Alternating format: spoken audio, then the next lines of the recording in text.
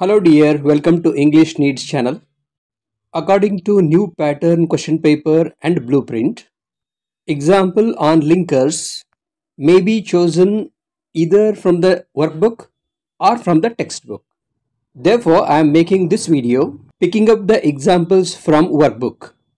In order to help Kannada medium students, I have explained the lines in Kannada also. For all the videos on lessons, poems and grammar, you may visit my other channel Vijayendra Kshatriya. Now, first I will give you the examples one by one. Read them and fill in the blanks with suitable linkers. This is for your own testing. Afterwards, you watch the explanation. Pause the video and bring a pen and paper. Pause the video here, read and fill in the blanks. Example 2. Example 3. Example 4. Example 5. Example 6. Example 7. Example 8. ಹೈಸ್ಕೂಲಲ್ಲಿ linkers ಬಗ್ಗೆ ನೀವು ಚೆನ್ನಾಗಿ ಕಲ್ತಿಲ್ಲ ಅಂದರೆ ವಿಜಯೇಂದ್ರ ಕ್ಷತ್ರಿಯ ಚಾನಲ್ನಲ್ಲಿ second PUC grammar ಅಂತ ಒಂದು playlist ಇದೆ. ಅದರಲ್ಲಿ ಲಿಂಕರ್ಸ್ ಕುರಿತಾಗಿ ತುಂಬ ಚೆನ್ನಾಗಿ ನಾಲೆಜ್ ಬರೋ ಹಾಗೆ 3 ವಿಡಿಯೋಗಳಿದೆ. ಪ್ರತಿಯೊಂದು ಲಿಂಕರ್ನ ಅರ್ಥ ಏನು, ಅದನ್ನು ಹೇಗೆ ಉಪಯೋಗ ಮಾಡಬೇಕು ಅಂತ ತುಂಬ ಚೆನ್ನಾಗಿ ವಿವರಿಸಿದ್ದೀನಿ.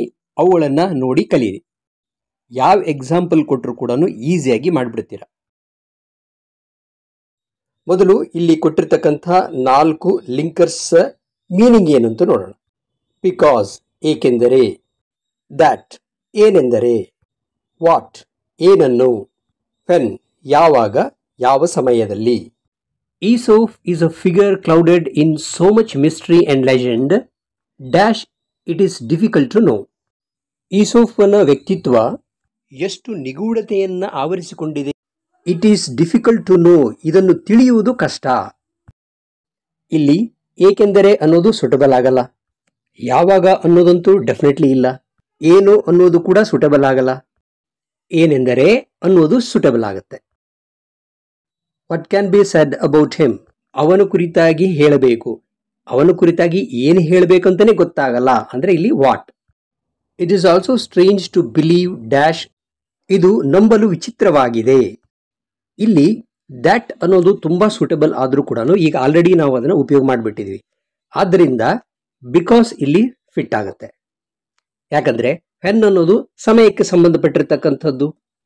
6th century BC ಅನ್ನೋದು ಸಮಯಕ್ಕೆ ಸಂಬಂಧಪಟ್ಟಿರೋದು ಆಗಿರೋದ್ರಿಂದ ಇಲ್ಲಿ ವೆನ್ ಅತ್ಯಂತ ಸೂಟಬಲ್.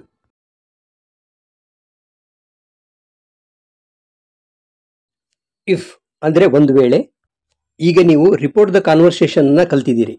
ಡೈರೆಕ್ಟ್ ಸ್ಪೀಚ್ನಲ್ಲಿ ಪ್ರಶ್ನೆ ಕೇಳುವ ವಾಕ್ಯ ಸಹಾಯಕ ಕ್ರಿಯಾಪದದಿಂದ ಪ್ರಾರಂಭ ಆಗಿದ್ರೆ ಇಂಡೈರೆಕ್ಟ್ ಸ್ಪೀಚ್ನಲ್ಲಿ ಇಫ್ ಅಥವಾ ವೆದರ್ ಅನ್ನು ಯೂಸ್ ಮಾಡಬೇಕು.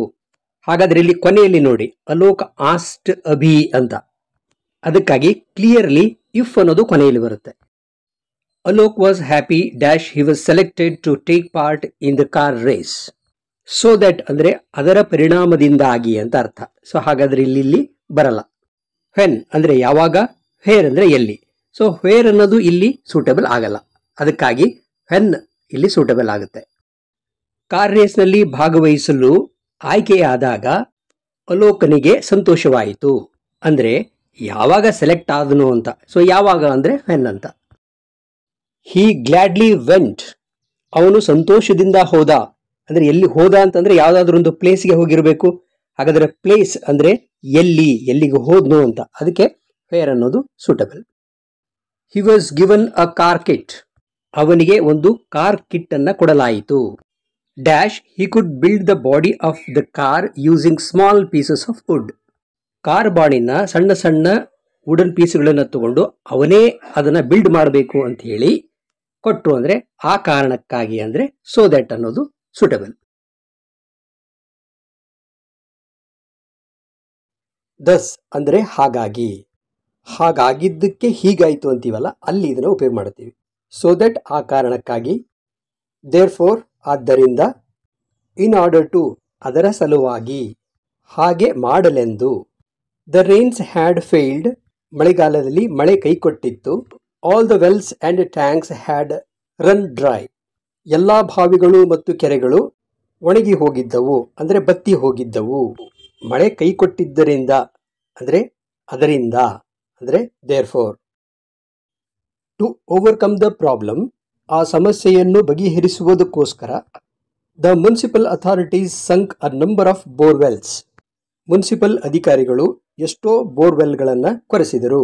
ಸಮಸ್ಯೆಯನ್ನು ಪರಿಹರಿಸುವುದಕ್ಕೋಸ್ಕರ ಅಂದಾಗ in order to dash they could supply water to the citizens, ನಾಗರಿಕರಿಗೆ ನೀರನ್ನು ಒದಗಿಸಬಹುದೆಂದು. ನೀರು ಒದಗಿಸಬೇಕಂತ ಬೋರ್ವೆಲ್ ಕೊರೆಸಿದ್ರು ಅಂದರೆ so that. Dash the situation was brought under control, ಹಾಗಾಗಿ ಪರಿಸ್ಥಿತಿಯನ್ನು ನಿಯಂತ್ರಿಸಲಾಯಿತು ಅಂತ. ಹಾಗಾಗಿ ಅಂದರೆ ಈಗ ದಸ್.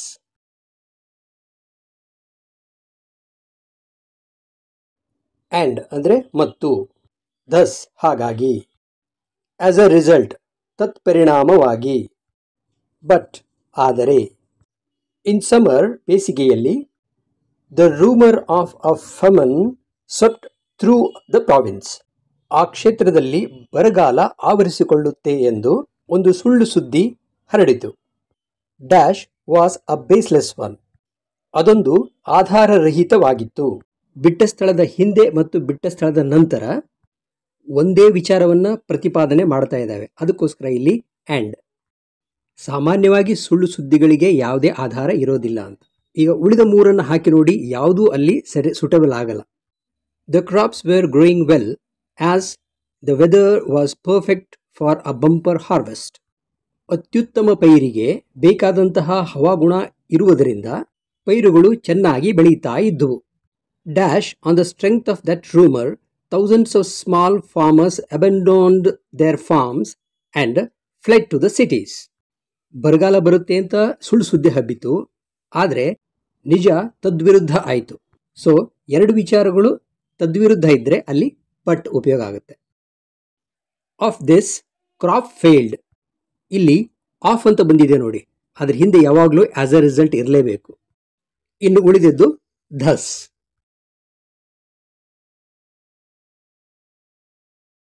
ಆ್ಯಂಡ್ ಮತ್ತು ಬಟ್ ಆದರೆ. ಇವೆಂಚುವಲಿ ಅನ್ನೋದು ಆಸ್ ಅ ರಿಸಲ್ಟ್ ಆಫ್ ಇದ್ದ ಹಾಗೆ. ಇನ್ ಸ್ಪೈಟ್ ಆಫ್ ಅಂದರೆ ಅಷ್ಟಾದರೂ, ಆದಾಗ್ಯೂ. There was a king who had one eye and one leg, ಒಂದು ಕಣ್ಣು ಮತ್ತು ಒಂದು ಕಾಲುಳ್ಳ ಒಬ್ಬ ರಾಜ ಇದ್ದ. Dash that he asked all the painters to draw a beautiful portrait of him, ತನ್ನ ಅಂದವಾದ ಒಂದು ಚಿತ್ರವನ್ನು ಬಿಡಿಸಬೇಕು ಅಂತ ಎಲ್ಲ ಚಿತ್ರಕಾರರನ್ನು ಕರೆಸಿ ಹೇಳಿದ. ಕಣ್ಣು ಕಾಲು ಇಲ್ಲ ಅಂದ್ರೂ ಬ್ಯೂಟಿಫುಲ್ ಆಗಿರ್ತಕ್ಕಂಥದ್ದು ಚಿತ್ರನ ಬಿಡಿಸು ಅಂತ ಹೇಳಬೇಕಂದ್ರೆ ಇನ್ ಸ್ಪೈಟ್ ಆಫ್ ಅಂತ. Dash none of them could, how could they paint beautifully with those defects, ಆ ನ್ಯೂನತೆಗಳೊಂದಿಗೆ ಅಂದವಾದ ಚಿತ್ರವನ್ನು ಹೇಗೆ ಬಿಡಿಸುವುದು. ನನ್ ಆಫ್ ದೆಮ್ ಕುಡ್ ಅಂದರೆ ಯಾರಿಗೂ ಮಾಡಲಿಕ್ಕೆ ಸಾಧ್ಯವಾಗಲಿಲ್ಲ ಅಂತ. ಎರಡೂ ಐಡಿಯಾಗಳು ಪೂರಕ ಆಗಿರೋದ್ರಿಂದ ಇಲ್ಲಿ ಆ್ಯಂಡ್.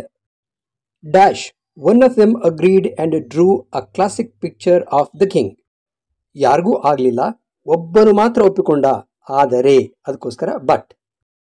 ಇನ್ನು ಉಳಿದದ್ದು ಇವೆಂಚುವಲಿ, ಧಸ್ ಇದ್ದ ಹಾಗೆ. ವೈಲ್ ಆಗ, ಆ ಸಮಯದಲ್ಲಿ. ಬಿಕಾಸ್ ಏಕೆಂದರೆ. ದೇರ್ ಫೋರ್ ಆದ್ದರಿಂದ. ಹವೆವರ್ ಏನೇ ಆಗಲಿ, ಹೇಗೆ ಆಗಲಿ. ಇದು ಜಪಾನ್ ಆ್ಯಂಡ್ ಬ್ರೆಜಿಲ್ ಪಾಠದಿಂದ ಬಂದಿರೋದ್ರಿಂದ ನಿಮಗೆ ಸುಲಭ ಆಗುತ್ತೆ ಅರ್ಥ ಮಾಡ್ಕೊಳ್ಳೋದು. Eating soup in Japan is more dangerous than anything else, ಜಪಾನಿನಲ್ಲಿ ಸೂಪ್ ಸೇವಿಸುವುದು ಬೇರೆ ಎಲ್ಲವಕ್ಕಿಂತಲೂ ಅಪಾಯಕಾರಿ. Dash eating soup one must make a fearful noise as it is a sign of appreciation, ಸೂಪನ್ನು ಕುಡಿಯುವಾಗ ಜೋರಾದ ಶಬ್ದವನ್ನು ಮಾಡಬೇಕು, ಸೇವಿಸುವಾಗ, ಸೇವಿಸುವ ಸಮಯದಲ್ಲಿ, ಅದಕ್ಕೆ ಇಲ್ಲಿ while. Dash a European who tries to make such a noise will be considered an ill mannered lout, ಇಲ್ಲಿ ಹವೆವರ್ ಸೂಟಬಲ್ ಆಗುತ್ತೆ.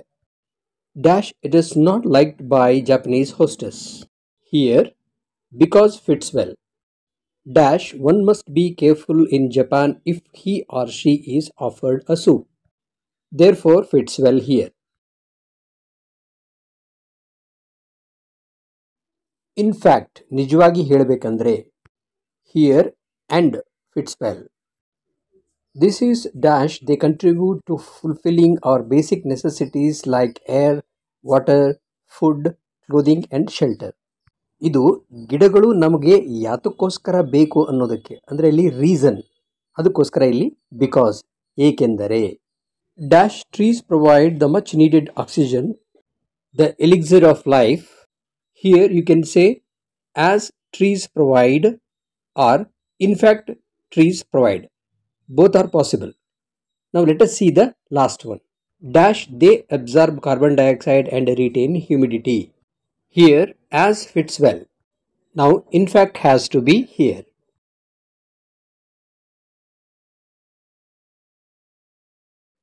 Normally not only and but also, these two are pair. Here you can see but also. Therefore not only should come here. Dash providing food, they also are a source of many other useful items. ಆಹಾರವನ್ನು ಕೊಡುವುದಲ್ಲದೆ ಬೇರೆ ಬೇರೆ ವಸ್ತುಗಳನ್ನು ಗಿಡಗಳು ನಮಗೆ ಕೊಡುತ್ತವೆ ಅಂತ ಅರ್ಥ ಇದು. ಅದಲ್ಲದೆ ಅದರ ಜೊತೆಗೆ ಅನ್ನುವ ಅರ್ಥ ಕೊಟ್ಟಾಗ ಅಲ್ಲಿ ಬಿಸೈಡ್ಸ್ ಬರುತ್ತೆ. ಇಟ್ ಈಸ್ ರ್ಯಾದರ್ ಅನ್ಫಾರ್ಚುನೇಟ್ ಅಂತ ಬಂತು. ಅಂದರೆ ಇದು ಮೊದಲಿದ್ದದ್ದಕ್ಕೆ ಇದು ವಿರುದ್ಧವಾದ ಐಡಿಯಾ, ಅದಕ್ಕೆ ಇಲ್ಲಿ ಬಟ್ ಬರಬೇಕು. ಇನ್ನು ಕೊನೆಯಲ್ಲಿ ಉಳಿದಿದ್ದು ದ್ಯಾಟ್. ನೀವು ನೋಡೋ ಎಲ್ಲ ವಿಡಿಯೋಗಳು ಉತ್ಕೃಷ್ಟವಾಗಿರೋದ್ರಿಂದ ಎಲ್ಲವಕ್ಕೂ ಲೈಕ್ ಮಾಡಿ. ಈಗ ಇಲ್ಲಿ ಒಂದು ಪ್ಲೇಲಿಸ್ಟ್ ಬರುತ್ತೆ. ಇದರಲ್ಲಿ ಸೆಕೆಂಡ್ PUCಗೆ ಬೇಕಾದಂತಹ ಎಲ್ಲ ಗ್ರಾಮರ್ ವಿಡಿಯೋ ಲೆಸನ್ಸ್ ಇದರಲ್ಲಿ ಇವೆ. ಇದರ ಮೇಲೆ ಟಚ್ ಮಾಡಿ.